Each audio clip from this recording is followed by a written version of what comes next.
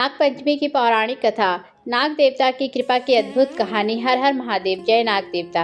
क्या आपने कभी सोचा है कि सावन के महीने में आने वाली नाग पंचमी के दिन नाग देवता की पूजा क्यों की जाती है?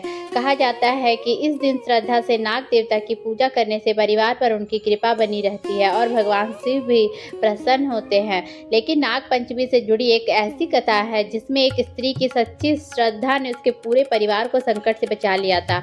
तो आइए सुनते हैं नाग पंचमी की यह अद्भुत पौराणिक कथा। एक छोटे से गांव की कहानी है। बहुत समय पहले गांव में एक किसान अपनी पत्नी और 3 बेटों के साथ रहता था। किसान बहुत मेहनती था। उसके खेतों में हर साल अच्छी फसल होती थी। एक दिन वह खेत में हल चला रहा था। उसी समय अनजाने में उसके हल से एक नाग के 3 छोटे बच्चे दबकर मर गए। किसान को इस बात का पता नहीं चला और वह अपने काम करके घर लौट आया। लेकिन उन नाग बच्चों की माता नागिन ने जब अपने बच्चों को मृत देखा तो वह बहुत क्रोधित हो गई।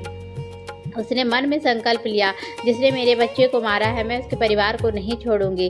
रात होने पर नागिन किसान के घर पहुंची। उसने किसान, उसकी पत्नी और तीनों बेटों को डस लिया। सुबह जब गांव वालों की यह बात पता चली तो पूरे गांव में शोक फैल गया। लेकिन किसान की एक बेटी विवाह के बाद दूसरे गांव में रहती थी। जब उसे अपने मायके में हुई इस घटना का पता चला तो वह तुरंत पहुंच गई। वह रोते हुए नागिन के सामने हाथ जोड़कर बोली, हे नाग माता, मेरे पिता से बहुत बड़ी भूल हो गई है। उन्होंने जानबूझकर आपके बच्चों को नहीं मारा था। कृपा करके मेरे परिवार को क्षमा कर दीजिए। उसने नागिन से प्रार्थना की और भगवान शिव का स्मरण करने लगी। फिर उसने नाग देवता की पूजा की। उसने दूध, फल और अक्षत अर्पित किए और कहा, हे नाग देवता, जैसे आप भगवान शिव के गले का आभूषण बनकर उनकी सेवा करते हैं, वैसे ही मेरे परिवार की रक्षा कीजिए। उसकी सच्ची श्रद्धा देखकर नागिन का क्रोध शांत हो गया। नागिन ने प्रसन्न होकर कहा, बेटी, तुम्हारी श्रद्धा और सच्ची प्रार्थना से मैं प्रसन्न हूँ। तुम्हारे परिवार को जीवन दान देती हूँ। इतना कहते ही किसान, उसकी पत्नी और तीनों बेटे जीवित हो गए। पूरा परिवार नाग देवता की कृपा देखकर भावुक हो गया। उस दिन से उस परिवार में हर वर्ष नाग पंचमी के दिन नाग देवता की विधि विधान से पूजा की जाने लगी। कहा जाता है कि तभी से नाग पंचमी के दिन नाग देवता की पूजा करने की परंपरा और भी प्रसिद्ध हुई।